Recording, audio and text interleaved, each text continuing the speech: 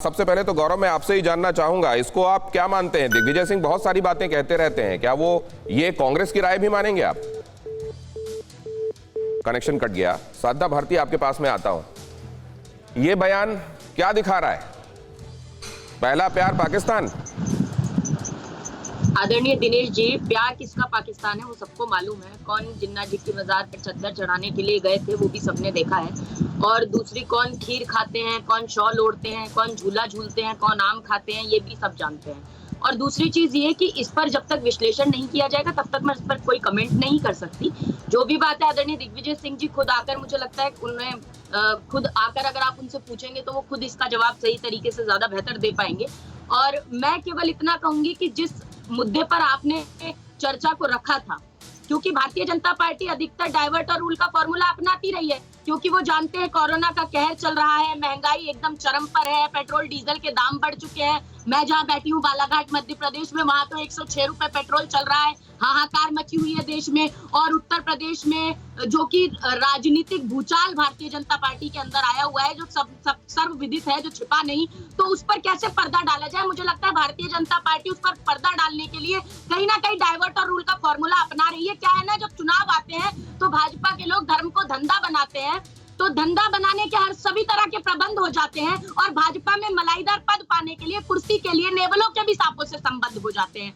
तो मैं सिर्फ यही कहूंगी कि 2017 में जब भारतीय जनता पार्टी चुनाव में उतरी तो 4 चेहरों के साथ उतरी थी। मुख्यमंत्री के दावेदार जो माने जा रहे थे, ब्राह्मण समाज के लिए कलराज जी, और मौर्य समाज के लिए केशव प्रसाद मौर्य, ठाकुर समाज के नाम पर राजनाथ सिंह जी, लोधियों के नाम पर सुश्री उमा भारती जी को उतारा गया। लेकिन जैसे ही चुनाव पूर्ण हुआ, जब भारतीय जनता पार्टी चुनाव जीती, तो जनता की भावनाओं के साथ खिलवाड़ हुआ जातिवाद के नाम पर, और आरएसएस के आदेश पर योगी आदित्यनाथ जी को बना दिया गया मुख्यमंत्री। अब योगी आदित्यनाथ जी से सब परेशान है। इस पर जा रहे हैं हम। साधना भारती जी, ये बहुत विस्तृत तैयारी आपकी इसमें नजर आ रही है मुझको, और बहुत आनंद होगा आपके साथ बातचीत करते हुए, इसका अंदाजा भी मुझे हो रहा है साधना भारती जी। लेकिन अभी जरा उस बात पर मैं रहना चाहता हूं क्योंकि बहुत इंपॉर्टेंट है। देखिए, वो इसलिए इंपॉर्टेंट है, आप इसको ये कहकर खारिज कर सकती हैं क्या कि जब देश में तमाम तरह की दिक्कतें हैं दिक्कतें, और उसके लिए आपको कटघरे में खड़ा करना भी चाहिए केंद्र सरकार को, मैं मानता हूं। लेकिन आपको लगता है क्या दिग्विजय सिंह के इस बयान को कि जमहूरियत, इंसानियत और कश्मीरियत के दायरे में ये नहीं हुआ जो किया गया, और हम आए अगर पावर में तो हम 370 को बहाल करने के बारे में सोचेंगे, आपको लगता है ये इग्नोर किया जा सकता है? दिग्विजय सिंह के स्टेचर को देखते हुए कांग्रेस में क्या ये इग्नोर कर सकने वाली बात है इस समय जो ये आप कह रही हैं?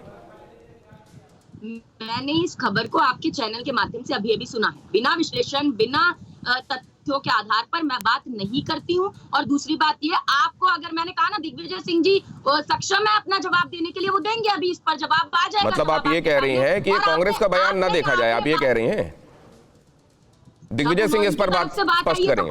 नहीं, कांग्रेस की देखिए, जब आप तो पत्रकार है आदरणीय दिनेश जी, एक कुशल पत्रकार है, आप पूछ लीजिए सवाल, ला लीजिए फोन, अभी कर लीजिए, लाइन पर ले। मतलब आप इस बारे में नहीं कहेंगी, ये दिग्विजय सिंह का दिया हुआ बयान है, इस बारे में दिग्विजय सिंह ही अपनी बात स्पष्ट करेंगे। कांग्रेस इस बारे में, आप कांग्रेस की स्पोक्स पर्सन के तौर पर बैठी हुई हैं साधना भारती जी, आप इस बारे में इलेबोरेशन नहीं करना चाहेंगी?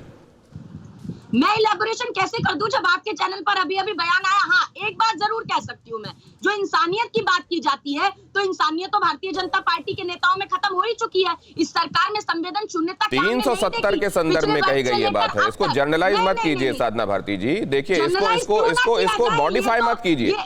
इंसानियत, कश्मीरियत और जमहूरियत के दायरे में 370 को नहीं हटाया गया, संदर्भ ये है मैडम, इसलिए कहीं और मत ले जाइए। मैं इसको गोपाल कृष्ण जी हमारे साथ जुड़ रहे हैं भारतीय जनता पार्टी से, एक सेकंड साधना भारती जी, गोपाल कृष्ण जी हमारे साथ जुड़ रहे हैं भारतीय जनता पार्टी से, उनका रुख भी मैं कर लेना चाहता हूं। ये अहम बात, इस पर एक बार चर्चा कर लें, उसके बाद हमारा जो इस समय का विषय है कुर्सी कॉन्क्लेव, जरा उस पर जाएंगे। लेकिन पहले गोपाल कृष्ण जी, ये जो बयान सामने आया है, इसको कितनी अहमियत दे रहे हैं आप लोग?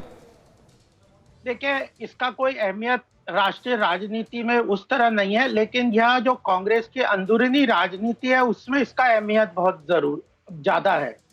यह जो दिग्विजय सिंह साइडलाइन पे कई नेता हैं, वो आउट ऑफ टर्न बोल के अपनी बातों को स्पेस ऑक्यूपाई करने के अलावा उसका कोई नहीं है। उनको सुनता कौन है? उनका वजूद क्या है? न कांग्रेस में, न कहीं भी, न मध्य प्रदेश की राजनीति में, राष्ट्रीय राजनीति में तो कोई उनका है ही नहीं वजूद। तो इसलिए जो कॉन्स्टिट्यूशनल स्टेप है, जो अब पहले दिग्विजय सिंह या कांग्रेस तो अपना दिग्विजय सिंह के बयान पे ना बोले, लेकिन अपना मत तो यहाँ स्पष्ट कर सकती हैं साधना भारती जी कि जो पार्लियामेंट में कमिटमेंट दिया है कांग्रेस ने इतने साल संविधान के अंदर कि यह धारा 370 को हमने खत्म करना है, उस पे कांग्रेस का शुरू से आप देखिए डुलमुल रवैया रहा है। इवन इनका सेंट्रल वर्किंग कमेटी और जो पार्लियामेंट्री बोर्ड इनके हैं वह भी इस बात में डुलमुल रवैया है, क्योंकि ये मुस्लिम तुष्टीकरण की राजनीति करना चाहते हैं। एक तरफ संविधान के ऊपर अपनी प्रतिज्ञा भी दिखाते हैं और उसके साथ तुष्टीकरण की राजनीति भी करना चाहते हैं। तो इस कारण यह कंफ्यूजन कांग्रेस के डीएनए में घुस चुका है कि इन्हें स्पष्ट ही नहीं है कि राष्ट्रीय मुद्दों पे क्या स्थिति ली जाए। और वह कभी राजनीतिक लाभ के बेस पे कोई स्टेटमेंट आ जाता है, किसी का व्यक्तिगत लाभ के बेस पे स्टेटमेंट आ जाता है, कभी कांग्रेस के नेताओं का अपना इंटरनल कॉन्फ्लिक्ट आ जाता है। देखिए, राष्ट्रीय मुद्दों पे जिस तरह हम एक्सपेक्ट करते हैं गोपाल कि कृष्ण जी, लेकिन कई बातें कही गई हैं। कहा यह गया है कि ना तो वहां के लोगों की जो भावनाएं हैं उसका सम्मान किया गया, लोगों को जेल के पीछे डाल दिया गया, और वहां तो यह होता था कि मुस्लिम मेजॉरिटी वाली जगह पे हिंदू राजा होता था, वहां का पूरा माहौल बिगाड़ दिया गया। क्या कहा गया है वो सुन लीजिए जरा, एक बार मैं आपके पास आता हूं, कुछ सब्सटेंस नजर आता है क्या इसमें? Democracy was not there in Kashmir when they revoked Article 370. Then Insaniyat was not there because they put everyone behind bars. And Kashmiriyat is something which is basically the fundamentals of secularism. Because in a Muslim majority state, there was a Hindu Raja, and both worked together. In fact, the reservation in Kashmir was given to the Kashmiri Pandits in government services. So therefore, the decision of revoking Article 370 and reducing the statehood of J&K is extremely, I would say, sad decision, and the Congress party would certainly have to have a relook on this issue.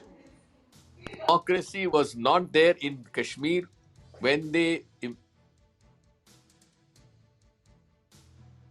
Gopal Krishna ji, सुन लिया अब आपने totality में सुन लिया होगा बातें। हाँ, अब मैं आपको 3 बातें महत्वपूर्ण इसमें बताता हूं। एक तो ये कह रहे हैं कि कांग्रेस पार्टी विल रीलुक, तो कांग्रेस को इसका जवाब देना चाहिए कि धारा 370 पे कांग्रेस का क्या स्टैंड है, क्लियर कर लें, क्योंकि बार बार कांग्रेस का डाइवर्जेंट व्यूज हर जगह पे आता है। तो दिग्विजय सिंह को ये साधना जी कह रही हैं कि मैं नहीं जवाब दूंगी, वो बात अलग है। कांग्रेस का 370 धारा पे क्या स्टैंड है वह यहाँ पे स्पष्ट कर दें, यह आवश्यक, बहुत जरूरी है देश के लिए। दूसरी बात यह है कि कॉन्स्टिट्यूशनल जो कमिटमेंट था पार्लियामेंट का सब जगत का कि धारा 370 is a temporary provision and automatically it will Erode and crore, और यह खत्म की जाएगी। तो वह कमिटमेंट जब पूरा हो गया तो कांग्रेस का अब उस पर क्वेश्चन करना कितना जायज है। तीसरा बात, सेक्युलरिज्म की बात करने के बाद कितना मतलब घटिया यह यहाँ पे स्टेटमेंट है। जब वहां पे कश्मीरी पंडित को इनके राज्य में यूपीए और उनके टाइम पे जब भगाया गया, तब सेक्युलरिज्म वहां पे कहाँ गया? उस समय क्यों नहीं इनको चिंता आई कि 1990 से लेके आज 31 साल हो गए, कांग्रेस ने एक भी स्टेटमेंट कश्मीरी पंडित को बहाल करने के लिए और उनके साथ जो ज्यादती की गई है, जो अत्याचार हुए। गोपाल कृष्ण जी, बहुत क्विकली आपकी बातों का जवाब मैं ले लेना चाहता हूं, क्योंकि फिर मुझको मुख्य मुद्दे की तरफ, जिसके लिए आप सब मेहमानों को बुलाया गया, उसकी तरफ रुख करना है। साधना भारती जी, ये ग्रे जैसा एरिया क्यों बनाकर रखा जाता है कांग्रेस की तरफ से कि स्थितियों और सुविधा के हिसाब से फैसले लिए जा सकें? देखिए, मैं सबसे पहले तो आदरणीय गोपाल जी ने कुछ प्रश्न किए, उसका उत्तर दे देती हूँ। आप हमसे स्टैंड तब बाद में पूछिएगा, पहले आप अपना स्टैंड ये क्लियर कर दीजिए। महबूबा मुफ्ती का क्या स्टैंड था जम्मू कश्मीर पे? तो आप क्या मलाईदार पद और सत्ता की कुर्सी हथियाने के लिए आप उनके साथ सरकार बनाकर बैठ गए थे? और आपका स्टैंड क्या है इस बात पर कि आप ही की पार्टी की सांसद गॉडसे को देशभक्त बताने वाली आतंकवाद की आरोपी रही प्रज्ञा सिंह ठाकुर को आप संसद में बिठा देते हैं? तो वो तो आपकी सांसद है, इसका मतलब आप गॉडसे को देशभक्त मानते हैं क्या? इस पर भी बता दीजिए कि आप गॉडसेवादी विचारधारा को समर्पित है या आप गांधीवादी विचारधारा को समर्पित है, और गॉडसे देशद्रोही था कि नहीं था? गॉडसे आतंकवादी की एक तुलना की जा सकती है गॉडसे की नहीं की जा सकती, ये भी बता दीजिए। इस पर भी अपना स्टैंड क्लियर कीजिएगा आप, जब आप हमसे स्टैंड क्लियर बोलने की बात करते हैं। और हम मुद्दे पर आपने ग्रे गिनाया तो वो कुछ ग्रे लेके आ गई आपके सामने। परवाह देश की, सोमवार से शुक्रवार रात 10 बजे TV9 भारतवर्ष पर।